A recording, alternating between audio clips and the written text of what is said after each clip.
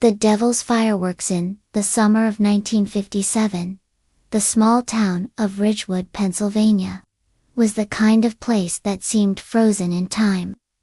American flags lined the fences. Families hung red, white, and blue bunting from their porches, and kids counted down the days to the 4th of July, like it was Christmas in July. 12-year-old Tommy Parker was especially excited. Every year, the local fire department would put on a huge fireworks show over McCollister's field, and it was the one time his parents allowed him to stay out late. That year, he had plans to meet up with his best friend, Mike Jensen, to light their own stash of fireworks before the town display began. They bought the fireworks from Mrs. Alder's General Store, a dusty old building that had stood on Main Street since the 1800s. Mrs. Alder was a stern old woman with a limp and cloudy eyes, but she tolerated the boys, and even let them pick out a few extra bottle rockets for free. "Be careful with those things," she said, her voice gravelly and strangely serious. "There's more than one kind of spark that can get out of control." The boys laughed off her warning, and spent the rest of the afternoon planning their nighttime mischief. At dusk, after the parade and cookouts had wrapped up, they snuck out behind Mike's barn with a paper bag full of Roman candles, firecrackers, and sparklers. The tall grass swayed around them as the last bit of sunlight drained from the sky. They lit the sparklers first, waving them in loops and laughing at the trails they made. Then came the louder stuff, crackling fountains, and bottle rockets that zipped skyward with a shriek. They were halfway through their stash when they heard a low, rustling sound in the grass. At first, they thought it was just a deer, or maybe a raccoon, but the movement was too deliberate. It circled them slowly. Tommy raised his flashlight and flicked it toward the noise, but the beam caught nothing. "Probably just the wind," Mike said, though he didn't sound convinced. Then, a shape darted out from the brush fast, low to the ground, and impossibly silent. Tommy fell backward as something swiped at his arm, sharp enough to cut through his shirt and draw blood. It was only a graze, but it stung. Mike screamed, and dropped the Roman candle he was holding, the sparks shooting off into the dark. The boys ran, stumbling through the field, toward the glow of the fireworks starting in town. Behind them, they could hear something following something fast. They burst into the crowd gathered at McCollister's field, wild-eyed and out of breath. Parents tried to calm them down, but their terror was contagious. Tommy's arm was bleeding, and Mike had scratches across his back. The town's police officer, Sheriff Donahue, was summoned. But after inspecting the boys and hearing their story, he chalked it up to an animal. "Probably a stray dog," he said. "You kids scared yourselves silly in the dark." But the next morning, something horrifying was discovered in the pasture. One of Mike's father's cows lay dead, its throat torn open, eyes missing, entrails dragged out in a long, bloody line. There were strange burn marks in the grass around it, like fireworks had gone off right beside the body. But neither Tommy nor Mike had lit anything there. More strange things happened that week. Another farmer found 2 goats mutilated in the same way, and then someone's dog was taken. When it was found, the fur had been burned in patches, as though it had been dragged through fire. People started whispering about it at church, at the diner, and especially in Mrs. Alder's store. She refused to sell fireworks after that, muttering that some things are best left quiet on the 4th. The final straw came on July 6. A search party had formed to track the creature. Some said it was a mountain lion. Others swore it was something worse. Armed with rifles and flashlights, the men followed a trail of blackened footprints through the woods. Tommy and Mike weren't supposed to go, but they followed at a distance, hiding behind trees and staying low. The trail led to an old barn, abandoned for decades. Inside, the air was thick with rot. Symbols had been burned into the walls, circles, twisted lines, shapes that hurt the eyes to look at. In the loft, something crouched. It looked almost human, but hairless and raw, with glowing eyes and teeth like broken glass. The thing hissed and lunged before anyone could shoot. Chaos erupted. Several men fired, and the creature collapsed. After a dozen bullets ripped into it. But when they went to retrieve the body, it was gone. Only blood remained, and a thick black slime that smelled of sulfur. Sheriff Donahue tried to explain it away against some animal gone rabid. But others knew better. The barn was burned to the ground the next night. Tommy and Mike never spoke much about it after that. Every July 4th though, Tommy would stay inside, curtains drawn, lights off.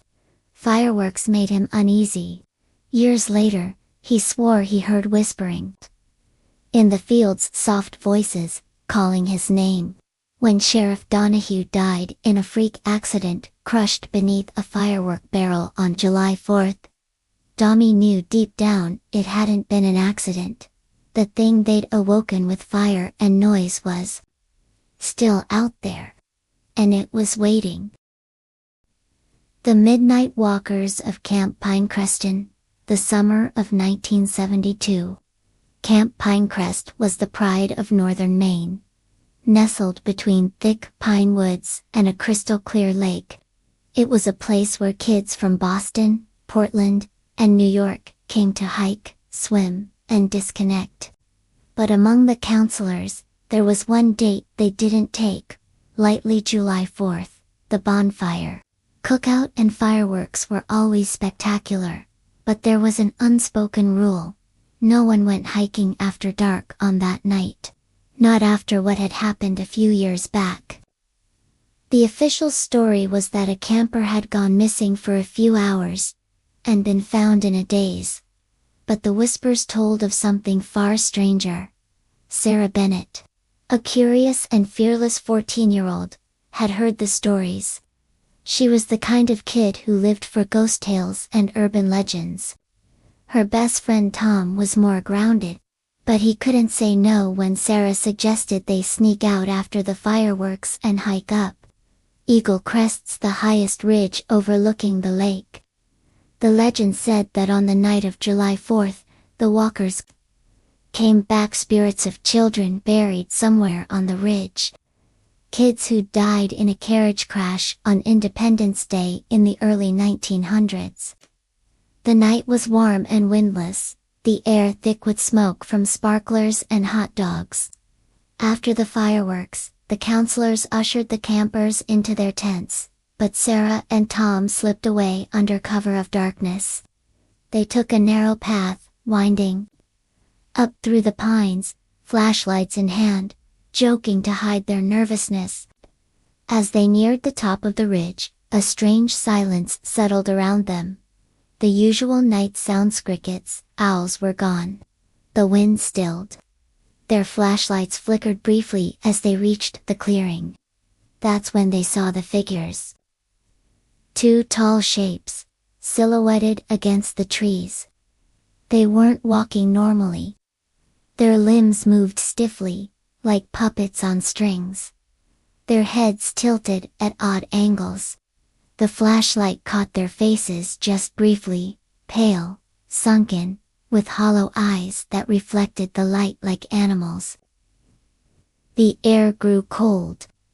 Sarah felt something touch her arm, mice-cold fingers, curling around her wrist.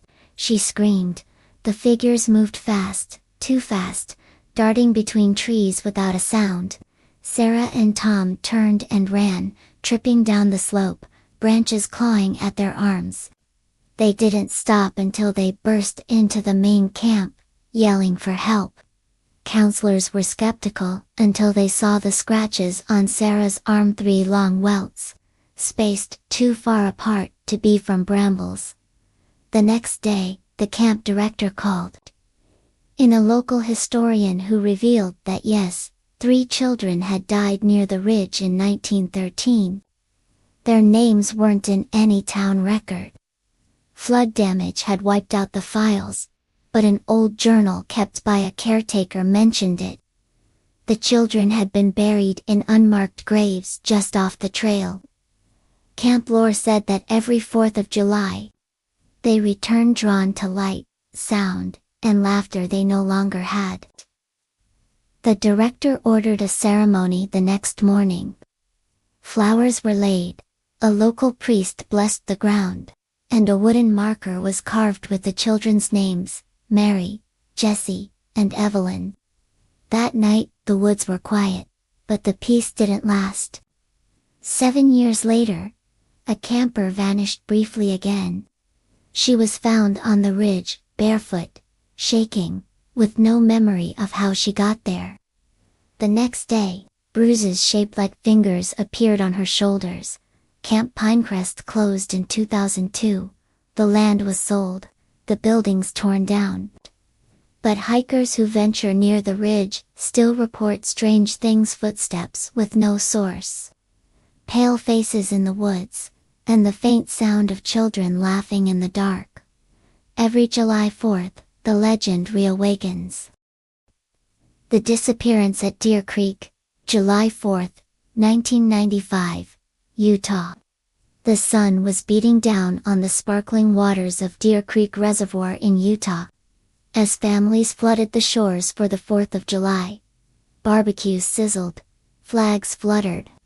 For the Maddox family, it was the perfect day to be together.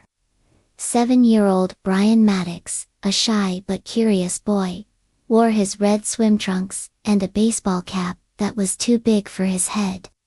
He loved the water, even though he wasn't a strong swimmer. His parents, Trina and Paul, had their eyes on him all day and till the moment they didn't. Around 3:45 p.m., Brian wandered down to the edge of the lake, where kids were splashing and skipping stones. His mom had turned to get a drink from the cooler. His dad was flipping burgers. When they looked back, he was gone. At first, they assumed he had joined another group of kids by the rocks. But within 10 minutes, a sickening sense of panic set in. No one had seen Brian. The other children hadn't noticed him leave. Some adults thought he'd walked toward the parking lot. Others swore they saw a boy near the dock. The parents ran along the shore, screaming his name. Soon, dozens of beachgoers joined in. Rangers were called, boats launched. The area near the water's edge was combed by divers. For hours, what they found was Brian's red baseball cap floating about 40 yards from the shore. Nothing else. Search and rescue worked through the night and into the next day. Sonar detected no body. No footprints were found on the opposite bank. Trina was inconsolable, convinced someone had taken him. A witness later came forward saying they saw a man in a green truck near the restrooms, speaking to a boy in red shorts. But no one got the license plate. Weeks passed, no body, no new clues. Police were divided, some suspected drowning, others hinted at abduction. But with no definitive evidence, the case went cold. The Maddox family moved away within a year. Every July 4th since, some locals returned to Deer Creek with flowers, placing them near the dock where Brian was last seen. But the story didn't end there. In 2004, a different family visiting Deer Creek reported seeing a small child's handprint with pressed into the inside of their boat's windshield the morning after they left it docked overnight. They had no children with them. The boat had been locked. The print was small. Like a 7-year-old single quotes, others have reported strange calls echoing across the lake around dusk on July 4th. One park ranger new to the job swore he heard a child laughing near the shore late at night. When he went to investigate, no one was there. His radio crackled, and for a moment, he heard what sounded like someone whispering, "I'm here." Still, no physical trace of Brian Maddox has ever been found.